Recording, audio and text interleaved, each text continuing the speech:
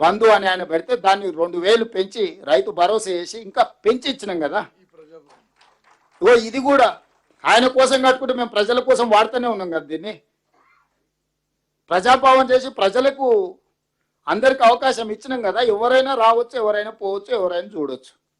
అయితే సీతక్క దగ్గర లేకపోతే బట్టల దగ్గర ఛాయ్ అయిపోవచ్చు. సమయానికి వస్తే భోజనం కూడా పెడతారు వాళ్ళు. ఎవరిని ఈ గేట్లు ఎప్పుడైనా మూసినరా? ఈ డిసెంబర్ 7, 2023 తర్వాత ఎవరైనా వస్తపోతే చూడాలి. ఎప్పుడైనా గేట్ బంద్ అయిందా? ఆ రోజు గద్దరాన్ని వస్తే గడ బయట గంటల కొద్ది ఎండ కూసబెట్టారు. మనం వచ్చిన తర్వాత ఇది ఎప్పుడైనా మూత పడ్డదా? నిత్యాన్నదానం జరిగినట్టు ఇక్కడ అందరూ వచ్చిపోతూనే ఉన్నారు కదా. చిన్నది పెద్దది ఏదున్నా ప్రజలకు ఏ రకంగా వాడుకుని ఆయన ఉద్దేశం ఏ ఉద్దేశంతో కట్టినా ప్రజలకు ఉపయోగపడేది ఉంటే ఆ ఉద్దేశాన్ని మార్చినం తప్ప వినియోగాన్ని ఆపలేదే. నిజంగానే ఇయ్యాల మేడిగడ్డ అన్నారం సుందిల్లా ప్రజలకు ఉపయోగపడేది ఉంటే రాత్రి మొదలనాడు పోయి కూర్చొని చేపించి వినియోగించే వాళ్ళము. నిజంగా ఏమి చెయ్యలేని నిస్సహాయ పరిస్థితులు ఉన్నాము, అసహనంగా ఉన్నాము. బాధ కోపం కూడా ఉంది. 1,00,000 కోట్లు పెట్టింది, ఇట్లా అయిపోయింది. నేరగాళ్ళని శిక్షించలేకపోతున్నాం, దీన్ని వినియోగించలేకపోతున్నాం. అధికారం వచ్చి 30 నెలలు అయింది. ప్రజలందరూ వీళ్ళని ఉరిదీయాలని కోరుకుంటే నియమ నిబంధనలు అడ్డం వస్తున్నాయి అని మేము అనుకుంటున్నాము. కమిషన్ ఇచ్చిన report as where it is మన గవర్నమెంట్ ఆఫ్ ఇండియా సిబిఐకి అంతకుముందు కేంద్ర మంత్రి గారు అన్నారు, మాకు అప్పయ్యపురం 48 గంటలలో అందరిని లోపలేస్తామని. ఎన్ని రోజులు అయింది ఇచ్చి? డేట్ కూడా చెప్తా మళ్ళీ. అదేందుకు ఇంకా ఈ కొంచెం ఆపేది. 2025 జూలై 31 జ్యుడిషియల్ కమిషన్ 645 పేజీల నివేదికను రాష్ట్ర ప్రభుత్వానికి సమర్పించింది. 2025 ఆగస్టు 31న అసెంబ్లీలో ఈ నివేదికపై చర్చ జరిగింది. అదే రోజున మేడిగడ్డ అన్నారం సుందిల బ్యారేజ్ల నిర్మాణంలో అవకతవకలు, అవినీతి ఆరోపణలై విచారణకు సిబిఐకి అప్పగించాం. 2025 సెప్టెంబర్ 1వ తేదీన ఈ కేసును సిబిఐకి అప్పగిస్తూ జీవో నెంబర్ 104 రాష్ట్ర ప్రభుత్వం జారీ చేసి మొత్తం ఇచ్చింది. సెప్టెంబర్ పోయి మళ్ళీ సెప్టెంబర్ రానికి వస్తుంది. మరి ఆ నుంచి బయలుదేరి నడుచుకుంటూ వస్తురేమో మా బటన్ అని అడిగి మళ్ళీ ఏమన్నా ఇచ్చి సిబిఐ అధికారులకు మరి విమానమో బస్సో కారు పంపన్న. మరి నడుచుకుంటూ వస్తే చాలా టైం పట్టేటట్టుంది ఢిల్లీ నుంచి. ఈరోజు ఈ నేపథ్యంలో ఎదురుదాడి చేసి పాత అన్నీ మర్చిపోయినరు, మళ్ళీ కొత్త రాగం తీయాలని కొత్త రాగం ఫస్ట్ పిల్లలతో తీపిస్తున్నాడు. ఇది జర వినసొప్పుకుంటే ఆయన దిగుతాడు, లేకపోతే మళ్ళా రాగం మారుస్తాడు దీన్ని ఇట అట అని.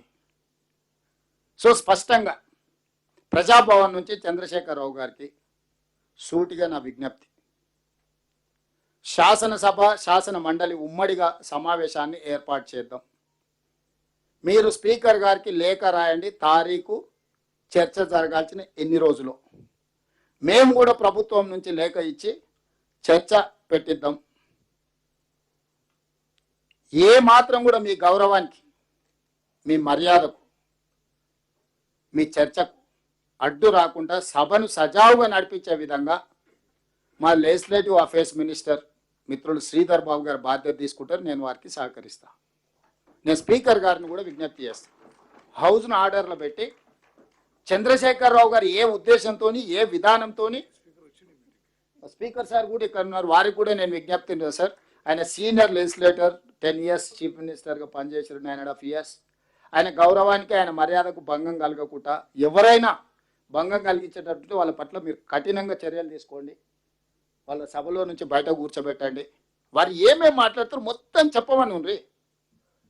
నిజంగానే నిపుణుల కంటే మేధావిగా చంద్రశేఖరరావు గారు ఏదైనా సూచన చేస్తే డెఫినెట్గా ఈ ప్రభుత్వం అడాప్ట్ చేసుకుంటుంది. మాకు కావాల్సిందే అది కదా.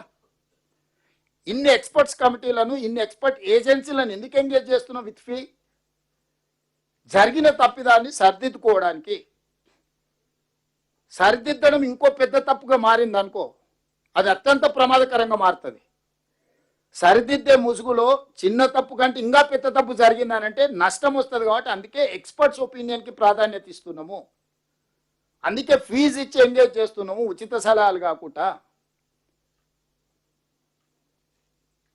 మరి ఎందుకు మీరు ముందుకు రారు? మీకు బాధ్యత లేదా?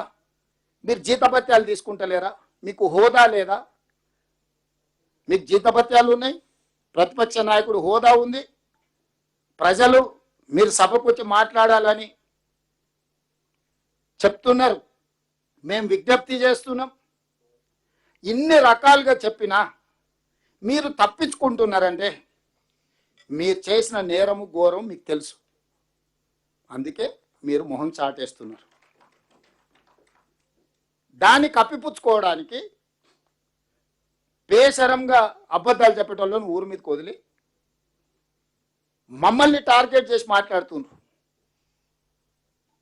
ఇది తెలంగాణకు, తెలంగాణ సమాజానికి ఏ మాత్రం కూడా ఉపయోగం కాదు.